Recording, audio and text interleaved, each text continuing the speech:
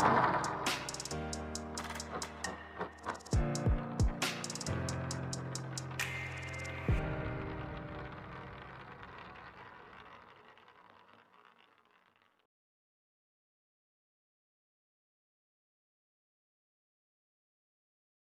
everyone.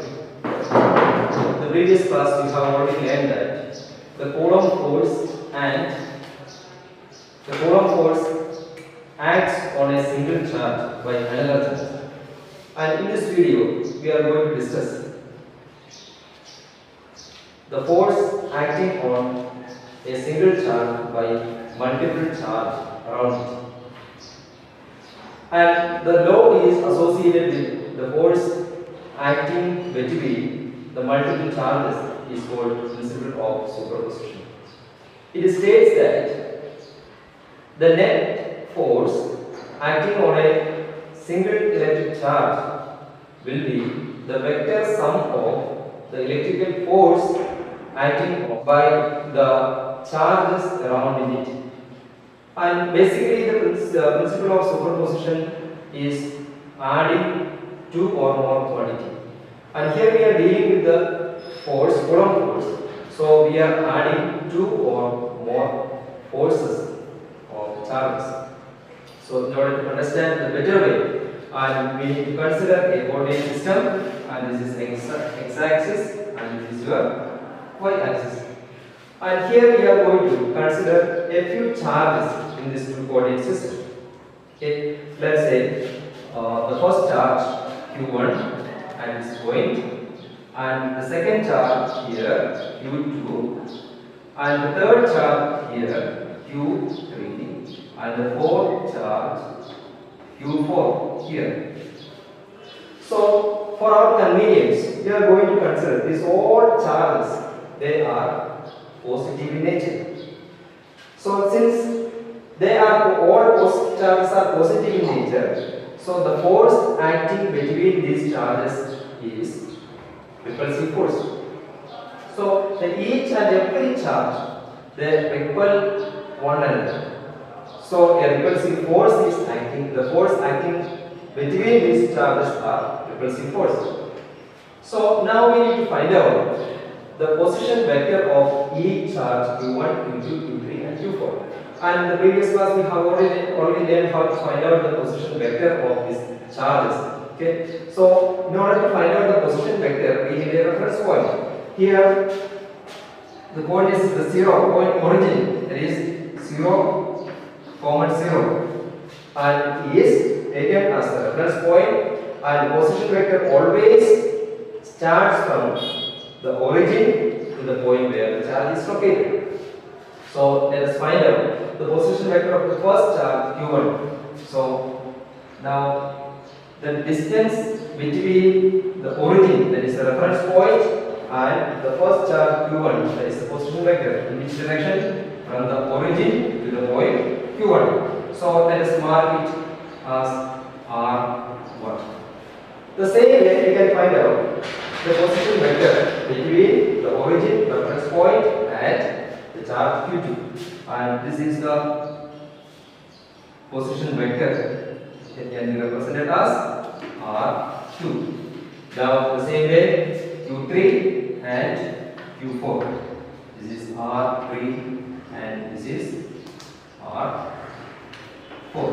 So these are the position vectors of these three charges located in this coordinate system x and y.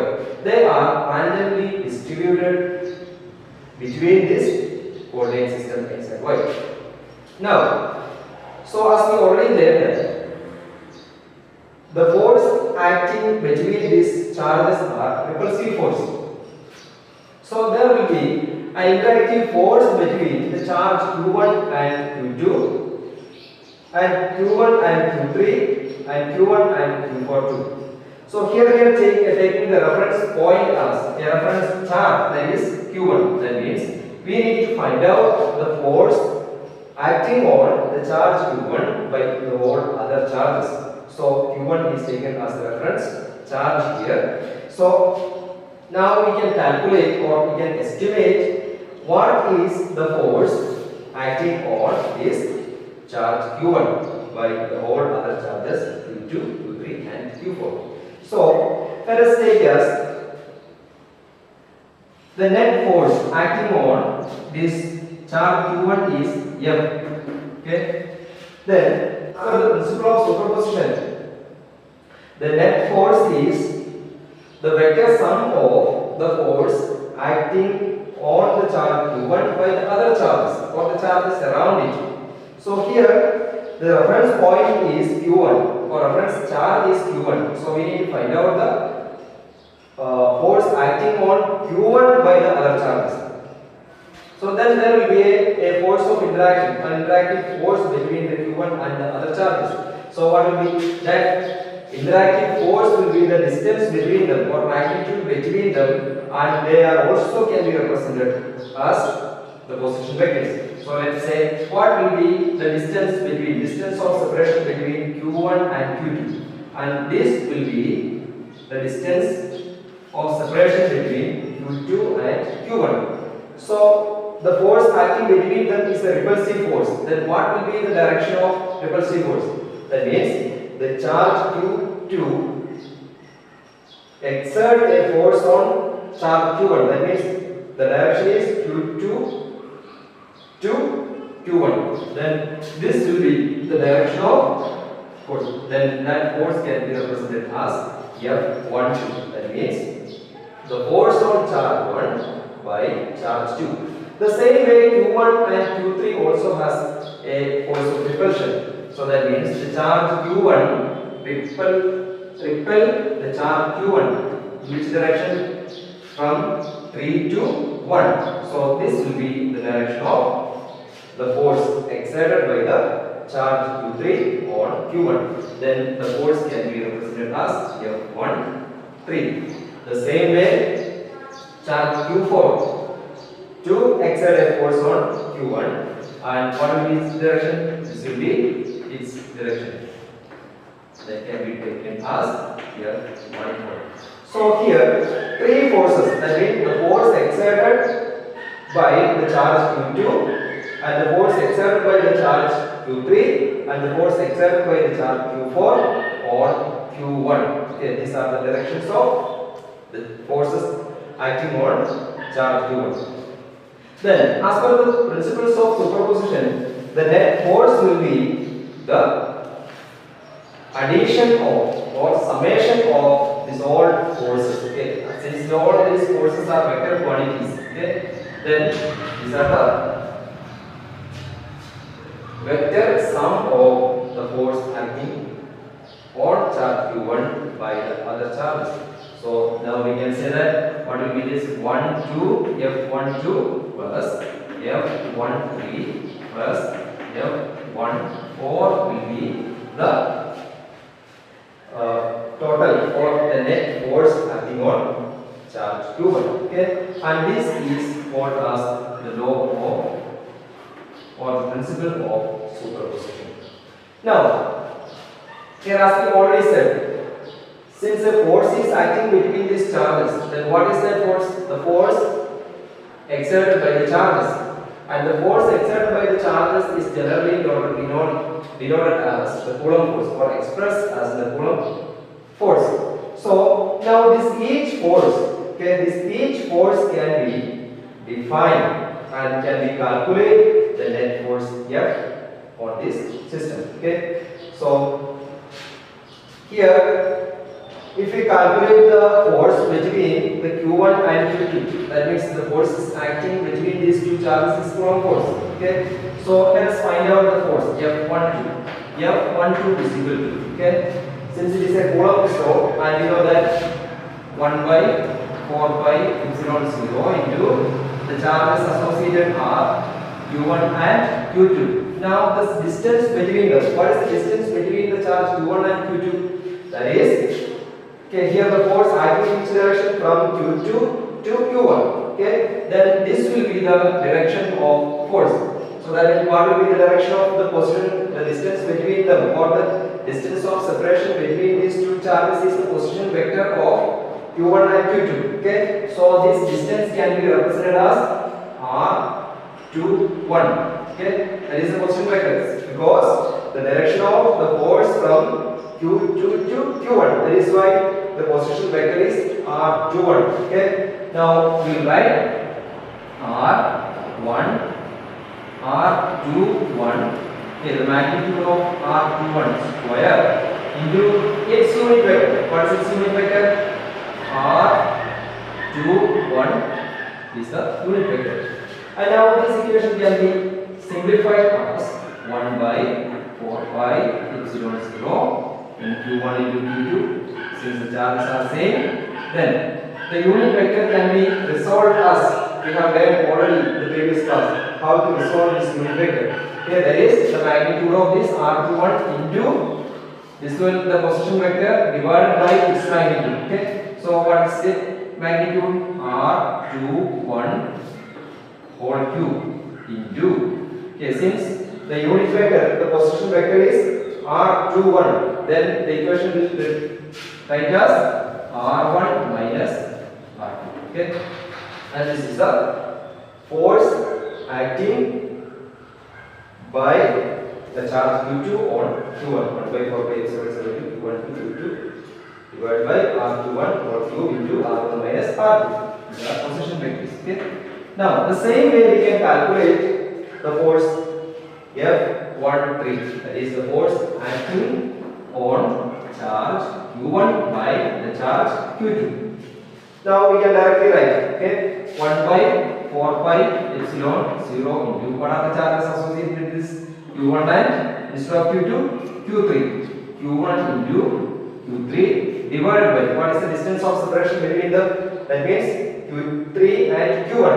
And what is the direction of force? The direction of force from Q3 to Q1. So this is the direction. Okay. So how will take care of this distance of the magnitude of the distance of separation will take as R31. Okay. And again the unit vector we are going to write directly here. The unit vector will be resolved as whole cube into R1 minus R2. Okay. And this is the value of the force acting on charge Q1 by charge Q3.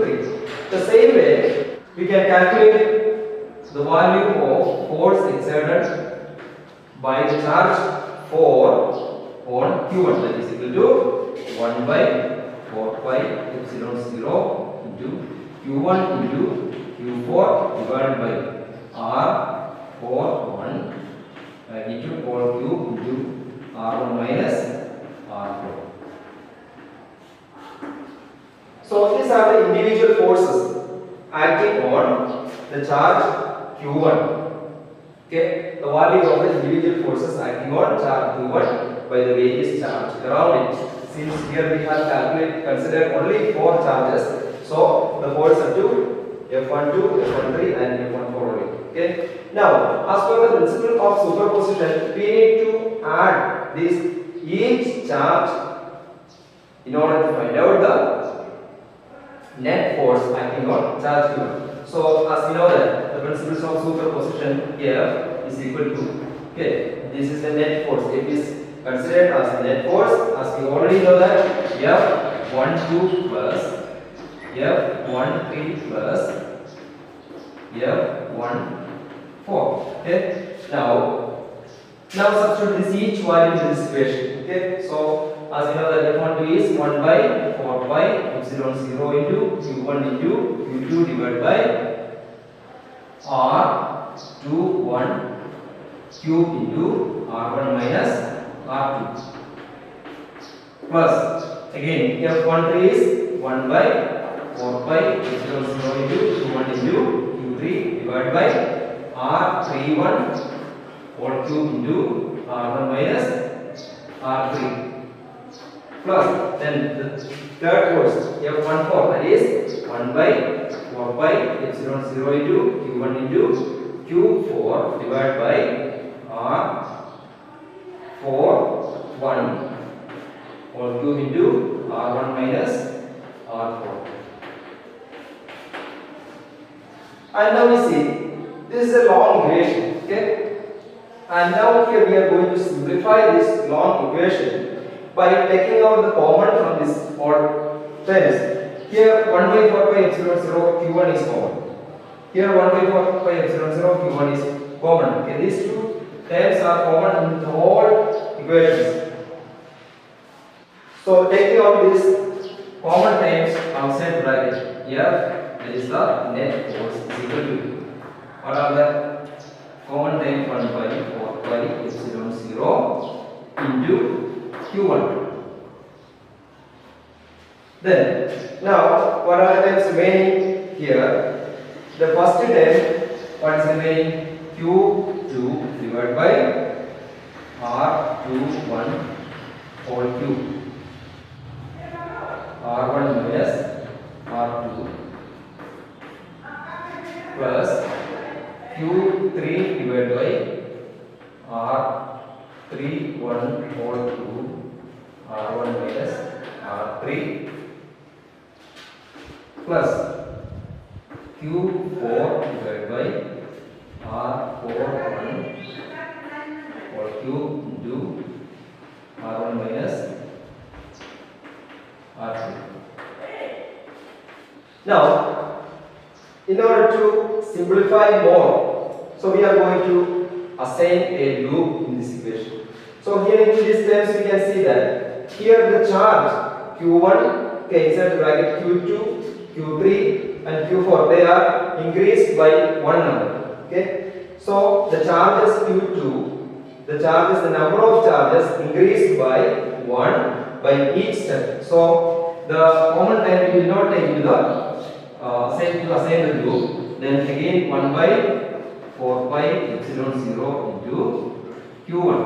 Okay, 1 into Q1, or we can simply write as Q1 divided by 4 pi epsilon 0 into. Okay, now we put the summation sign here. Summation of. Okay, here the number of charges Q1, Q2, Q3, Q4. Here the Q1 is common and does not change in any case. So, but another charge Q2 is increased by 1, Q2, Q3, Q4. So, we will take as a simple term I is equal to 2. That means in each case the I is increased by 1. That I is equal to 2. Here, when the value of I is equal to 2 is given in the first time, then this equation satisfies. And the value of I is given in the second time, then the value of charge or the number of charge Q3 is satisfied. So each time satisfies, and therefore we can assign the value of the charges here I is equal to 2 up to where? Up to n. That is it is an indefinite number up to n. Any number 1, 2, 3, 4, 5, 6, 10, 100, 1000, any number of terms, number of charges can be considered here or assigned here to calculate the force. Now, so I is equal to 2 to n. Then the term q will be written as qi. Okay. Now, what about here? Now comes to the numerator. Again, r1 is minus r2. Here the value of r1 in each term remains same. So we cannot change or we cannot assign the value of r1 into a loop here. So it will remain same, that is r1 minus. And the next term r2, r3, r4. In each term the value of r is increased by 1. So this also can be comes under the loop here. So we can write r I. Then now comes to the denominator c. R21 whole cube. Next time R31 whole cube. Next time R41 whole cube. In each case the value of R is increased by 1. So this time also can be taken as Ri. And next one is remains same in every time. Therefore the one has nothing to do with this loop. Then it will remain as this. So now this is the value of, as per the principle of superposition, this is the value of net force acting on charge q1 by other 3 charges. Okay, here we consider only 3 charges, but any number of charges can be considered here, and we can calculate the net force exerted by the number of charges in this equation, and this will goes to R plus etc. plus F n. That means what? That is equal to the number of the value of n can be infinity. And this is all about the principle of superposition.